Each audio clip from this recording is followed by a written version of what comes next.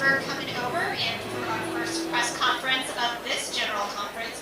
I just want to welcome our friends here from GCFA who are going to be able to share some insights about the budget. We know it's a lot of information, a lot of details, and they're the experts and are happy to help clarify things for you. So feel free to ask questions, and they can even offer some clarifying things as well.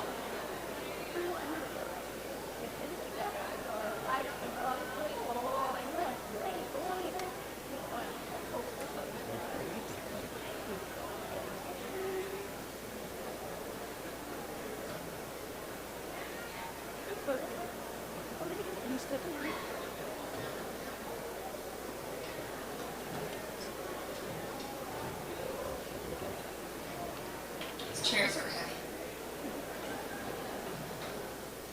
My name is Brandy Bivens. I'm the Chief Communications Officer for the General Council on Finance and Administration. And I want to thank you all for coming here today and also attending. We're reporting out on our beloved Methodist Church. To my right is our General Counsel, Brian Mills. To my immediate left is our General Secretary and Treasurer, Reverend Moses Kumar. To his left is our Chief Financial Officer, Rick King. We primarily in Moses' speech outlined our budget and the budget allocations. So I think rather than go through them, we're happy to take questions. And I'm also happy to do any one-on-ones if you have remaining questions after this. So if anyone has a question, we're more than happy to take them now.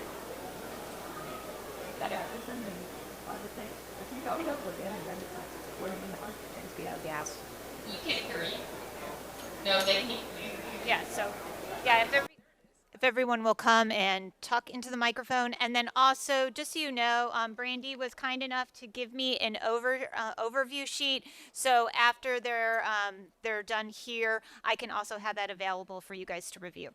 And before Heather speaks, just so everyone is clear, the budget is outlined in our financial reports to the General Conference. We submit reports 1 through 19, but those the actual budget reports and the allocations are reports 1 through 9. Those reports can be found in the DCA, but they're also available at gcfa.org/general conference near the bottom of the page. Heather.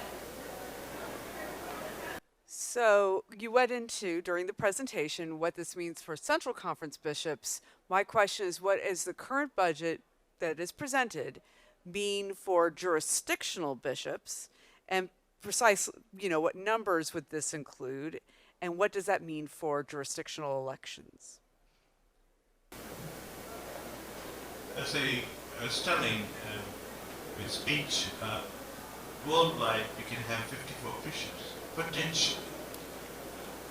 Where our expectations is if what is divided, it could be 32 bishops in the US and about its jurisdictions, and 22 bishops in the Central Conferences. That's what it means. 54.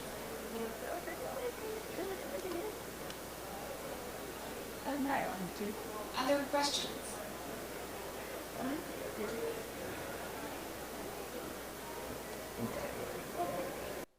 Hi there, Kristen Caldwell, Oregon-Idaho Conference Communications, part of the Western Jurisdiction Communications team here. So I'm going to first apologize if I'm a little bit ignorant to some things, but I am curious with the 32 bishops on the U.S. side, if that's indeed how the division happens. I just kind of want some clarity.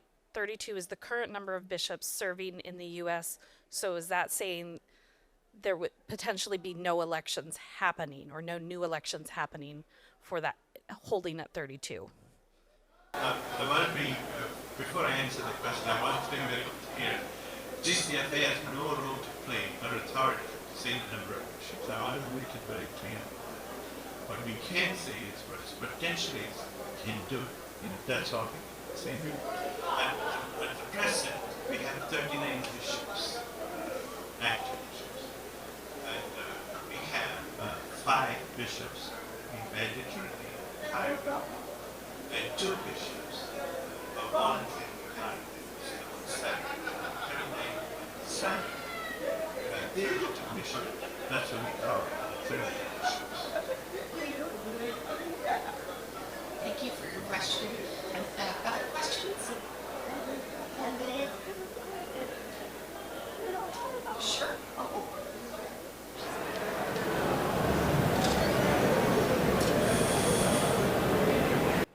You've mentioned the struggles of annual conferences have. Are there ways that you're working as a GCFA board to help annual conferences right-size their ministry? Yeah, thank you for that question, Heather. Actually, the communicator from North Georgia, Sybil Davidson, I'm sure a lot of you know Sybil. Sybil contacted our communications team and requested if we could provide some information for ministries, whether it's a local church or an annual conference, who may be struggling, whether it's disaffiliation, declining attendance rates, and those type of things. So beginning next month, GCFA is actually starting to do a full series. It's going to be a 6-article series on how to right-size your ministry. So we will have how to right-size your finances, your human resources, technology. We're very grateful to our friends at Discipleship Ministries. Ken Sloan is authoring the version on how to right-size and provide sustainable stewardship. And those materials will be available on our website. But we also have a newsletter called The Collaborator. We have more than 20,000 subscribers in that newsletter. So that's a mixture of annual conference personnel and local churches. And that series will premiere in that newsletter as well as on our website. So thank you for that question, Heather. I appreciate it. In addition to that, what Brandy just said, we have a team who works from the human resource team. They work with annual conferences and try to find out what's the right size and help them organizational study, and they also review the audits and they find out audits on compensation, the audits on the structure, and they help the bishop in order to do that. We have done that couple of annual conferences, and we are also working with a couple of annual conferences where trying to merge together, or to, I don't know whether merge is the right word, but they're trying to get together and to have a 1 or 2 annual conferences together.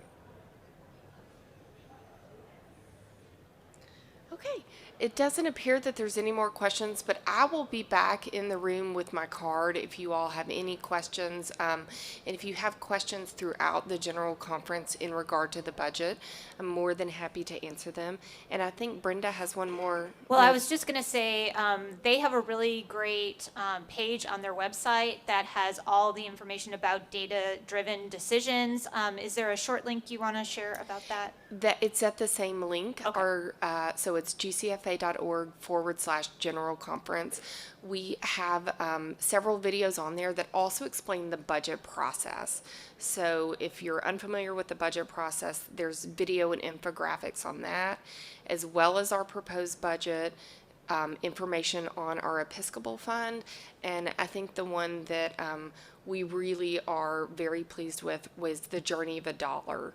And that helps explain, when a loyal member puts money in the collection plate, how that funds all levels of ministry.